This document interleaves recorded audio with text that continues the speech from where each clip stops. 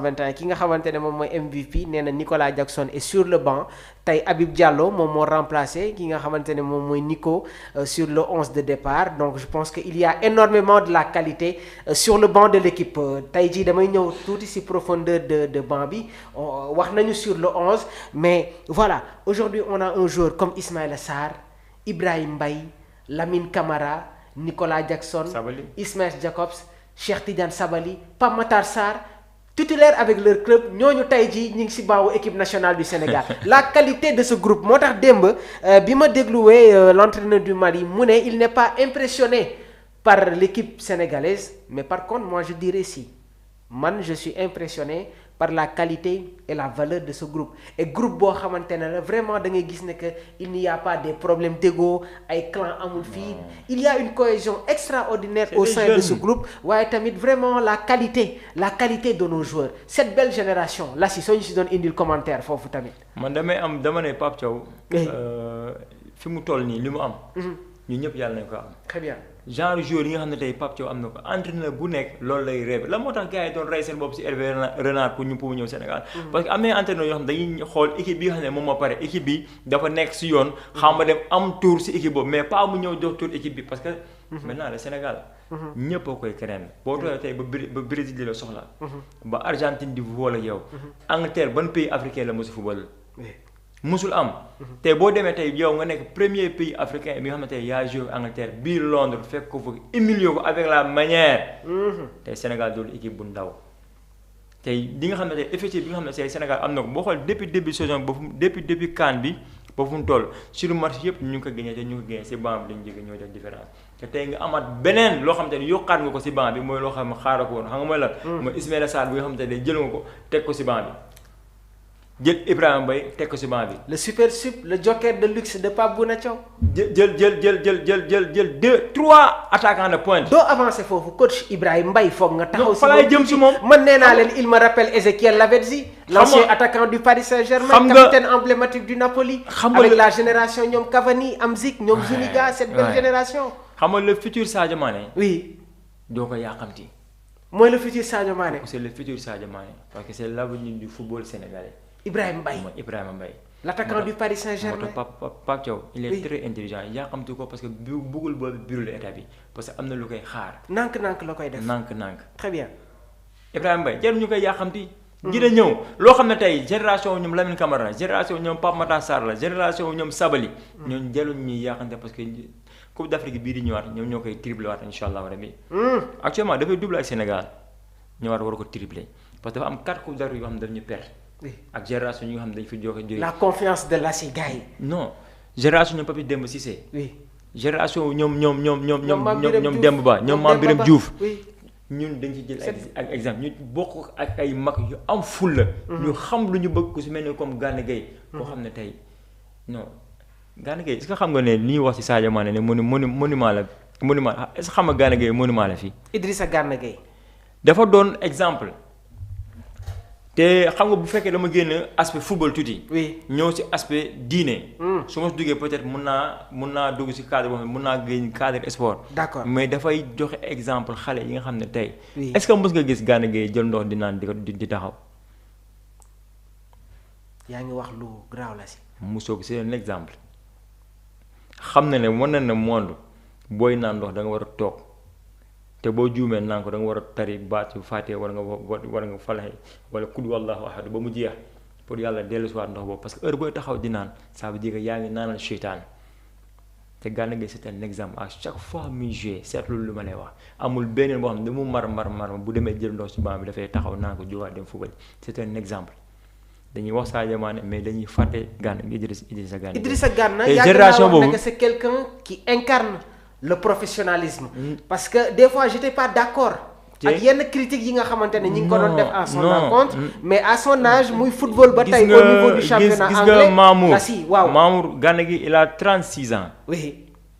te militaire actuellement ñu si nekk ñëpp moyenne d'âge bi ku si gën a ndaw amul 28 ans. oui. te mu nekk si kaw ñooñu di football ñooñu dañ si war a bénéficier aussi si actuellement nii si Gana Gueye ak Sadio Mané. très bien moo tax ma dañu am ñaari mag yoo xamante ne. booy dañ ci war a profité. ndax ñoom ñoo encadré booy sans Pape Thiaw. oui. sans président fédération Sénégal. bu ñu fàtte Kalidou Bali tamit Kalidou fa laa jëm. dañu am ossature.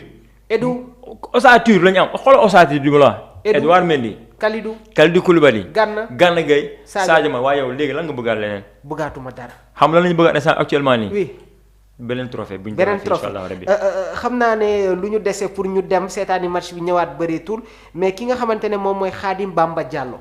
daf ne aujourd'hui le classement montre que le jeu va être étroite donc cela veut dire que il y aura énormément de la densité lu ñuy wax ci jeu intérieur bëri na mais dans ce genre de circonstances là.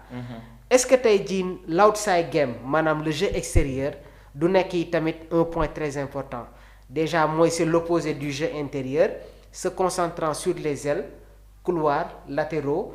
Objectif B, moi, étirer le bloc défensif adverse horizontalement pour libérer de l'espace ou au centre ou créer des situations de centre moyen, moi, monter des arrières pour apporter le surnombre. Ça peut être aussi une astuce que vous savez, Pape Bouna Thiaw, mi ngi koy sóoraale loolu moo tax mu indi tey un joueur comme El Hadj Malick Diouf de par ses centres millimétrés waaye tamit tey jii son apport offensif dañuy wax tout le temps ci Pape Bouna Thiaw mais ça montre qu'il est un technicien c'est un très bon technicien coach Lassi dans la description tactique tojal ñu foofu.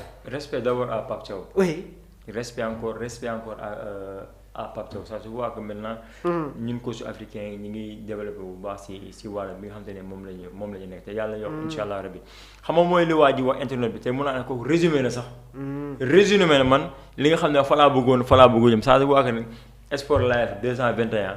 gars yi analyser rek la ñuy def nekkul ay cuune kay seetaan ay. Sport Live 221 non. yow mii di toog si plateau di wax des fois ñu rectifier la. ñoom ñoo ñu gën a xam kii bi ma xam ne ñii ay kàngam ñoo fi. ñoo fi toog. j'ai coach la si temps yi.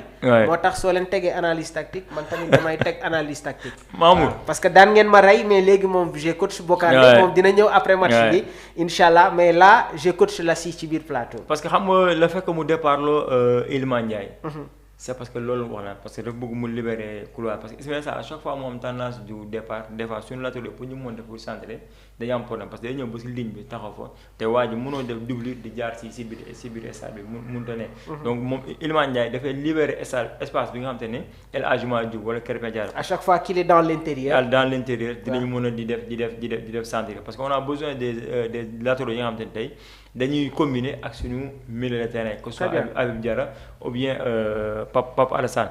te aujourd'hui gëm naa ne ba gëm peut-être suñu ñaari milieu relayeurs yi. damay bañ cet jiitu ñu quoi.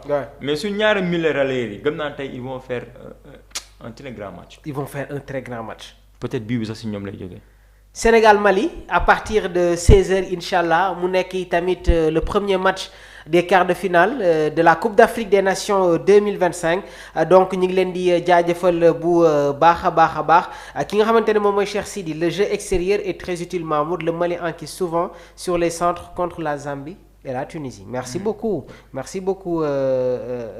Cheikh vraiment Pape Ibrahima asalaamaaleykum voilà aujourd'hui on va jouer tey dinañu football et encore une fois ñi ngi ñaanal suñu gaynde yi ñu am ndam donc dañuy dem seetaani li nga xamante ne moom mooy match bi et incha allahu rabbi dinañu ñëwaat ànd ak yéen ci débrief d'après match incha allah ñu ñëw fêter incha allah la victoire de l'équipe nationale du Sénégal Lassi on se retrouve donc alors dans quelques instants rek. nañu booloo. oui nañu booloo.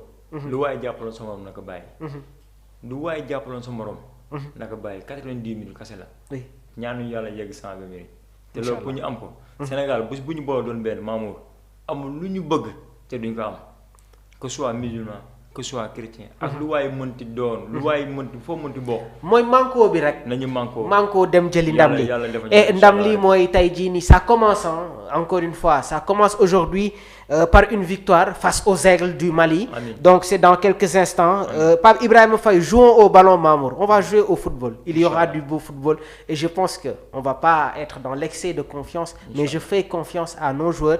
Di jaajëfal bu baax a baax Madiane Diallo moom mi ngi woon ci direct bi, un expert dans l'analyse footballistique. Maa ngi koy jaajëfal bu baax.